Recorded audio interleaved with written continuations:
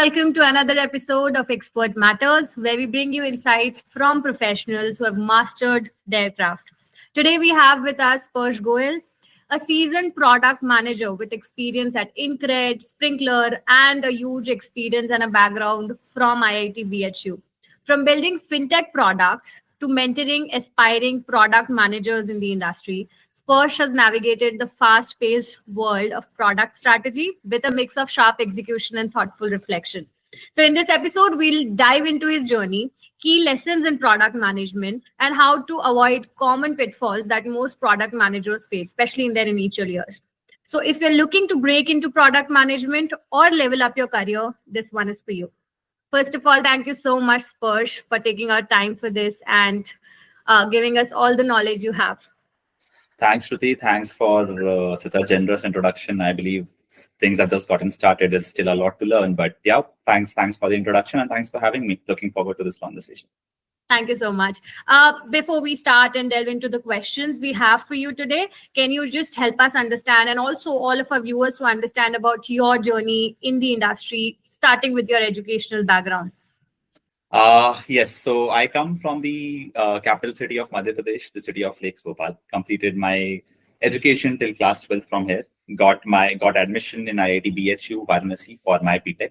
College was like an exploratory phase, like it is for most people. I think I tried my hands on everything which I could.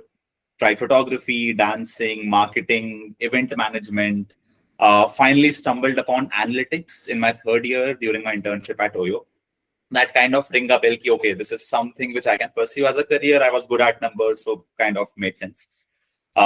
Completed my graduation in 2020 and COVID hit. I did have an on-campus offer which got deferred because of the COVID scenario, lockdowns, etc. A lot of companies were suffering.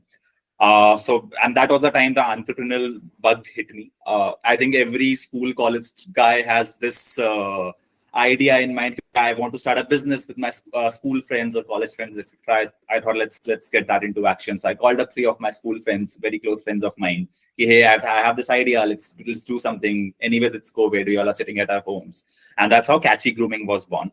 So Catchy Grooming was a doorstep grooming startup. We started here in our hometown, Bhopal. People like you and me who could not get their grooming needs met. At the same time, then there were these small hair artist salons who lost their only source of income. We bridged that gap. We onboarded them, gave them personality development trainings, took care of the hygiene, used to fulfill the orders, etc. Ran it for about an year, closed it for XYZ reasons, which I won't get into at this time. Very exciting journey, got to learn a lot. Parallelly, I was also dabbling with my analytics bugs. So I did a 6 months internship with Dunzo. And since I had also worked at Oyo, it kind of created a base for me in terms of analytics. And at the same time, I got an opportunity to move to Sprinkler, which at the time was offering a product analyst role. So just a point. So this I'm talking about 4, 5 years, 6 years back. At that time, product management was not that fancy or not that popular as it is today. To be very honest, in my third year, for the first time, I heard that there's a domain called product management when there was the first ever company, Flipkart, came to our campus for hiring. So things were a lot new, but I wanted to explore, decided to take a bet, move to Sprinkler. Worked there for above an year. Though the role was product analyst, it gave me a taste of what actual product management looks like. Since it was a B2B company, so it was less of analytics and more of product management. At the same time, again, because of maybe lockdowns, fintech was booming. A lot of content creators came in who were driving financial inclusion, increasing people's knowledge about finance. And I was no different. I started reading about fintech a lot, got interested. I even started writing about fintech a lot on my LinkedIn. So I was pretty much clear, okay, next stint, whatever, and whenever I do, I want to do in fintech.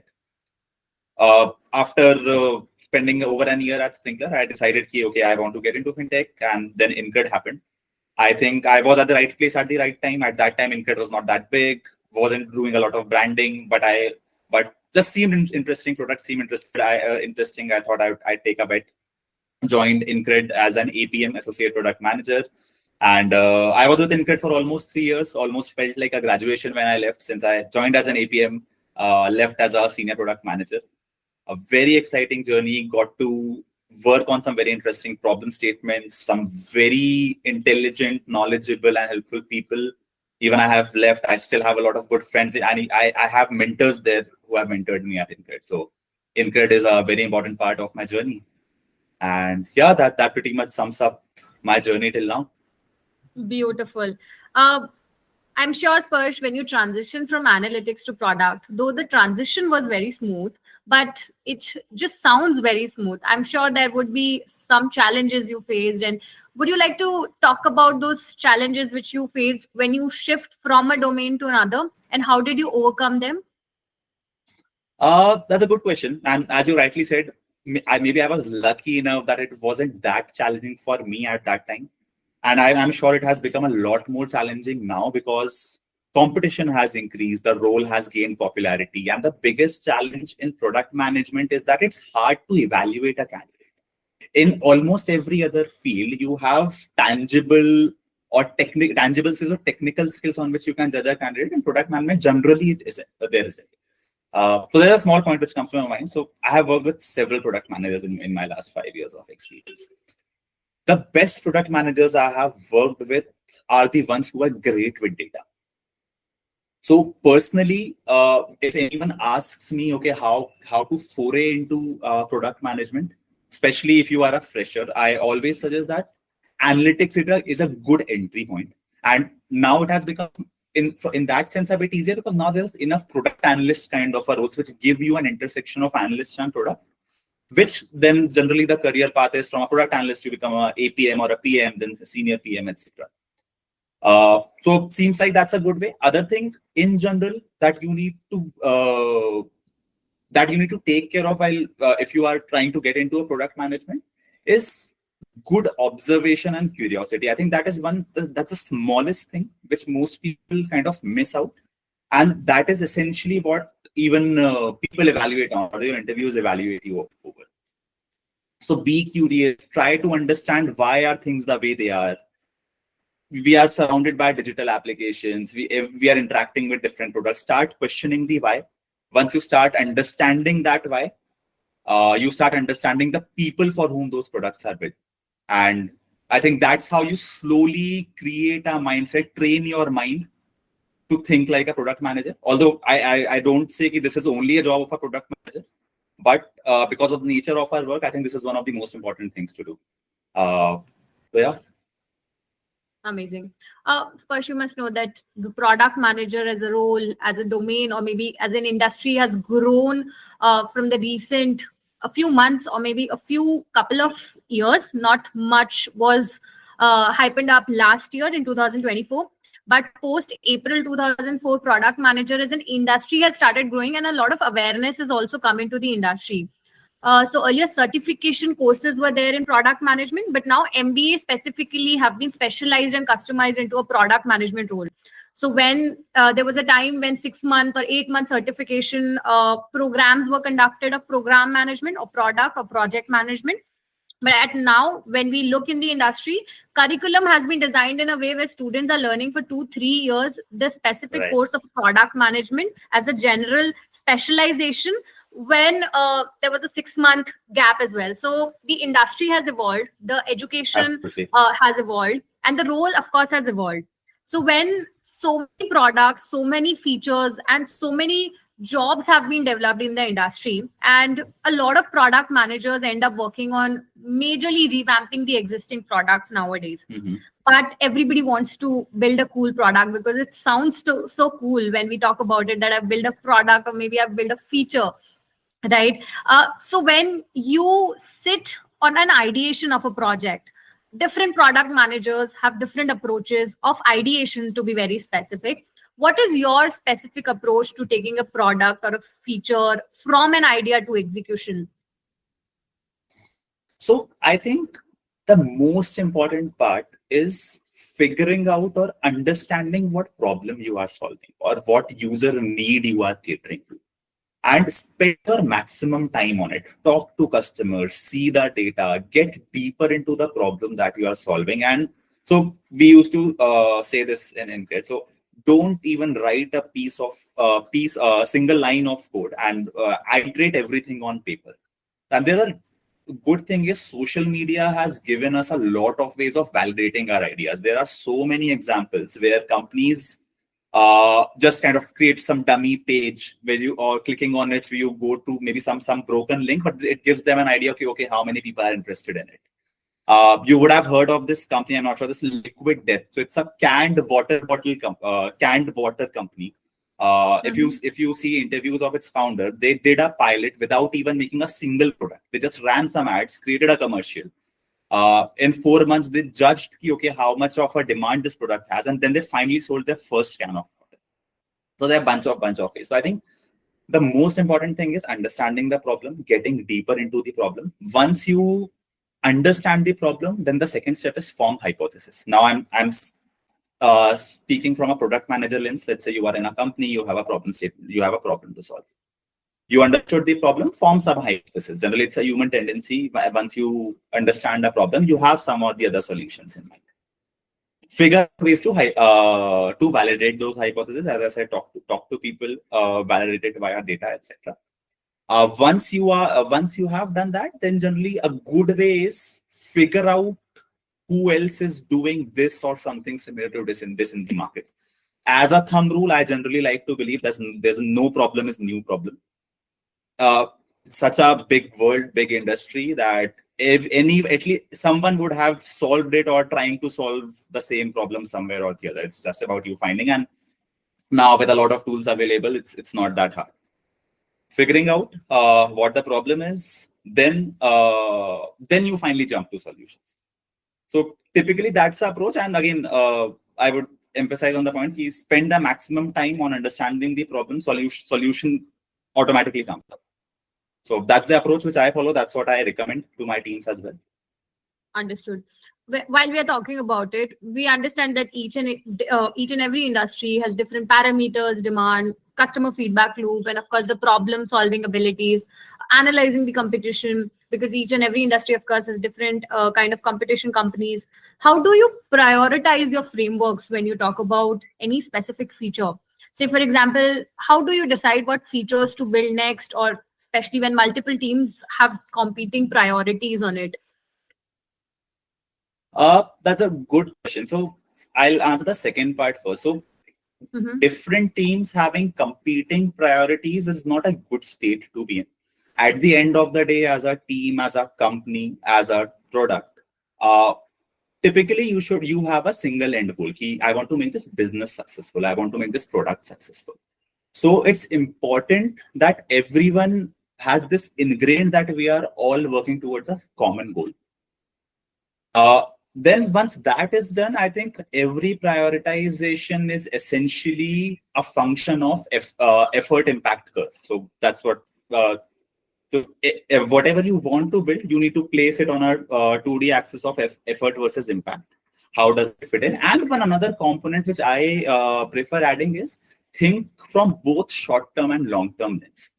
Because your different stakeholders, different teams might have different priorities. For example, this has been generally my observation that a lot of business teams, when they come to you with a problem, they are a bit short-sighted.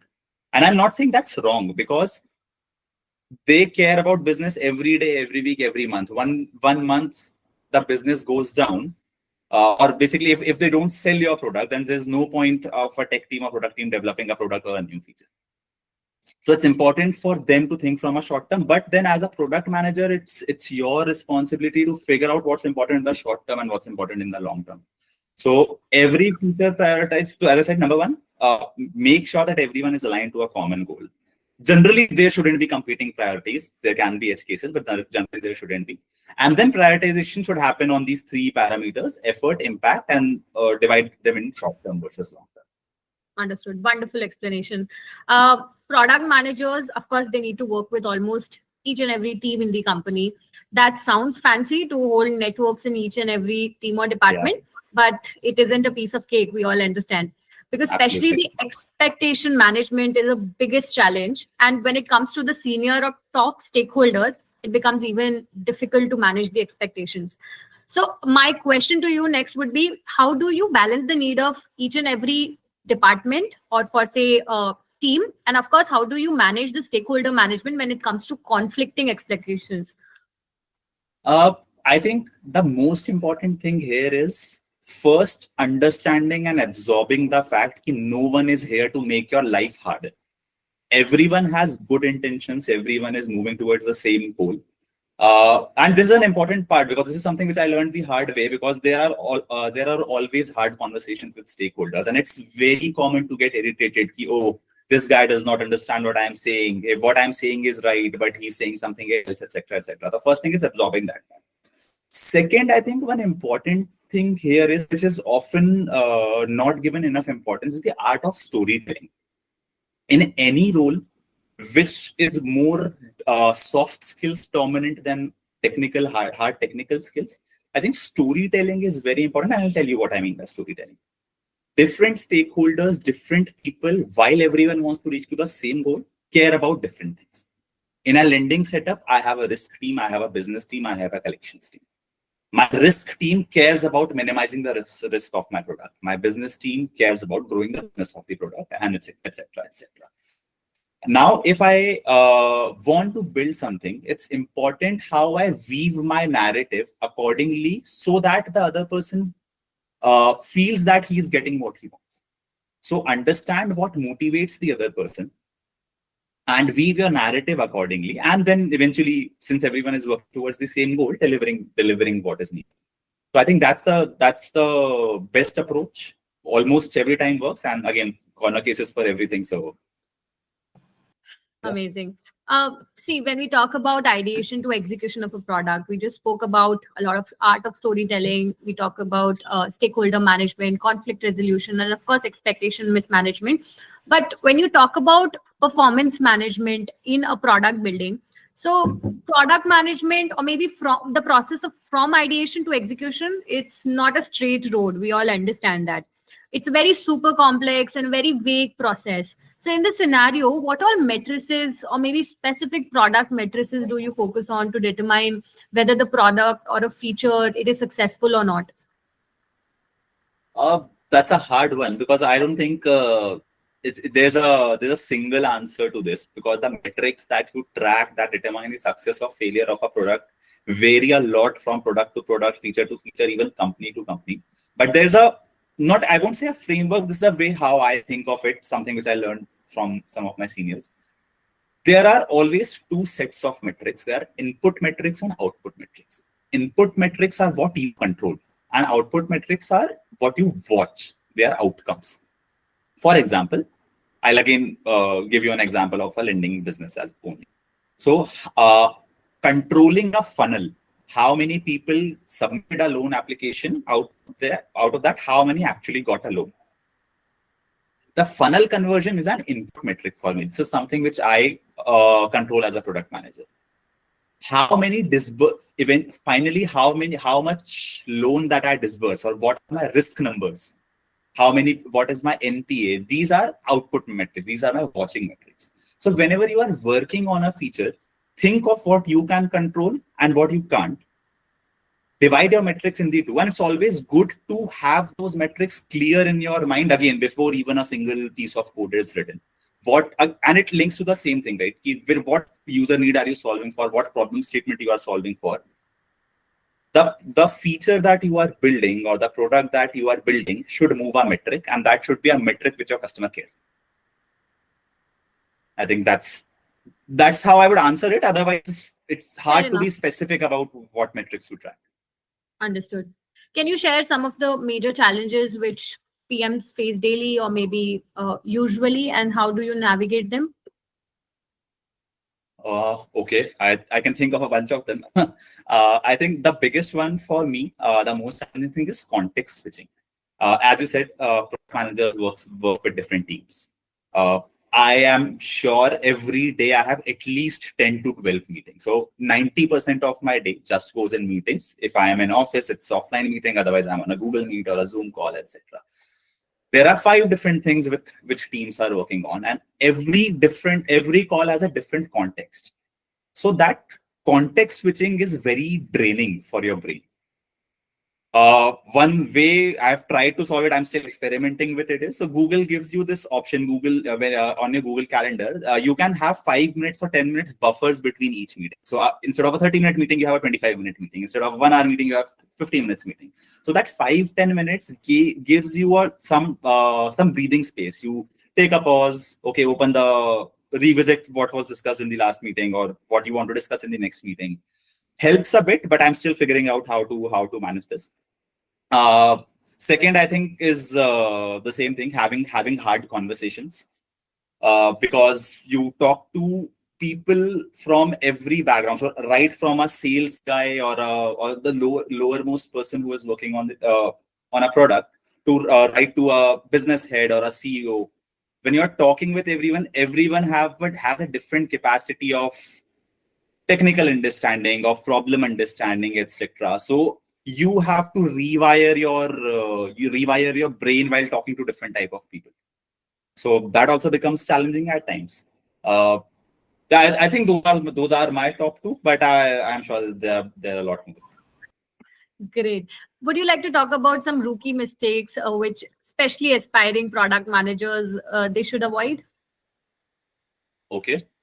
Uh, One thing which immediately comes to my mind again is, I think, a lot of product managers, APMs, as soon as they start working on a new project or a product or they enter a new company, they don't spend enough time understanding why something works the way it is. There were people before you also that were equally smart, equally intelligent, maybe better than you. And if they built something the way it is today, there would be some reason. I have seen a lot of PMs who just enter a project or a company and say, "Acha, ye galat hai, wo galat hai. They should have been done this way. They should have been done that way." And you're right. Maybe they are right. Understand why it is the way it is. Second thing I would say is hesitation. So as a product manager, I don't think you have a room for hesitations. You have to ask as many questions as you can, write as much as you can, uh, because, and maybe it's not just true for product managers, for everyone, but because you are at a decision making stage, you need to know in and out about the thing you are working on. People shy away from asking questions thinking कि ये तो बहुत obvious है. If I ask, I look dumb, etc. But never do that. Ask as many questions. It's fine. Maybe you will seem dumb for a couple of months, but those 2 or 3 months of asking enough questions will give you an edge that most people won't have. And maybe one thing I'll just add: management as a role gives you a decision making power to some extent. A lot of people start feeling that since they are at a decision making power, they are superior to some other people in the team. That is never the truth. You are a team. You make sure that everyone feels the same. No one is superior, no one is inferior. It's again one observation which I saw in a few cases. Great advice. Great. Of course, you told us the challenges and, of course, what are the mistakes and how it could be solved. Yeah. So, great answer to that question. See, the product management industry, it's rapidly growing. And because we are on a platform of ISBR Business School, we do offer specific PGDM and MBA courses, especially in product management. What would your advice be to the students who are watching this video to stay ahead in this fast changing, fast adapting product landscape? And any resources or habit would you like to suggest that would help them? So the most helpful resource for me has been number one, LinkedIn, and number two, books. I read a lot of books. I follow a lot of good people on LinkedIn. I think those are the two best resources, hands down. Nothing is expensive. Everything is available on our fingertips. Utilize that. Apart from that, yeah, I think yes, product management as a role, as an industry, is evolving. A lot of new things are coming up. So my advice is, like, from a very first principles basis: be curious, question everything around you, get deeper. I think good product managers are those who can understand user behavior, understand why, okay, if Instagram moved a button from top to bottom, what would have been the insight behind it? If WhatsApp made a change, what would have been insight behind it? try to ask those questions, discuss among your friends, talk to people. I think those are the best ways. Obviously, courses help. I am never against courses. But the best combination is theoretical knowledge with practical knowledge. Figure out how you can get that practical knowledge. So yeah. Great answer to that, Sparsh. Now we move towards the last question and my personal favorite question. Okay. Looking back at your specific journey in the industry, what's one mistake that helped shape your approach to product management, which is today? So I have an interesting answer to this question. So I come from a technical background, and I think a lot the growth that we are seeing in product management roles are mostly from digital product management, because most of our are internet based products. When we were doing Catchy Grooming, the doorstep grooming startup, we launched it in Bhopal, which is a tier 2 city. We created a very nice fancy website. We were doing marketing of all sorts, but still in the initial days, we were not getting any traction. Now, as a tech guy, my immediate stance was कि यार शायद लोग website use नहीं कर रहे हैं, let's create an app. Or we were figuring out technical solutions for it. While we were in the process of building a few things, we happened to speak with some customers, speak with some people. We figured out that people are not as tech savvy as a tier 1 city, and eventually you laugh at the solution that we put in. We hired a guy. We gave him a new SIM and a new phone, and we allowed bookings to be made just from a phone call or a WhatsApp. So so in that 1 year, maximum of my bookings came through either a phone call or a WhatsApp, and the website contributed to a very small part of it. So this essentially taught me that sometimes the most complicated of the problems can have the simplest of the solutions. So, and to do that, you need to keep your biases apart. I am a tech guy. My obvious response to any problem is how can I solve this via tech? Even if I don't say it aloud, that's how my brain is wired. So how do I let go? How do I unlearn that and then think of a problem? And that is my one learning in that my initial career, and which I've kind of made like a mental model whenever I am approaching a problem. Okay, you are not a tech guy. You have to solve this problem. You don't have to solve it by tech itself or only. So yeah, Amazing, I think Sparsh. that's it. Great conversation, very insightful, and I loved it. It's been almost 35 minutes and I didn't even realize it. Oh, Loved the same here. conversation. Very interesting. Thank you so much for doing it again. And I think Yeah. not just product releases or endless meeting, which is highlighted in product management, we have actually covered each and every spare and each and every funnel of product management, from challenges to ideation, execution, networking, books, theories, everything. So very insightful, lovely conversation. Thank you so much for taking our time for this. Thank you. Nice talking to you. Bye-bye. Thanks. Bye. If you found this valuable episode value to you, don't forget to like, share, and subscribe for Expert Matters. And if you have any questions for Sparsh or any suggestions for our next guest, drop them in the comments below. Stay curious, keep learning, and see you in the next episode of Expert Matters. Thank you so much.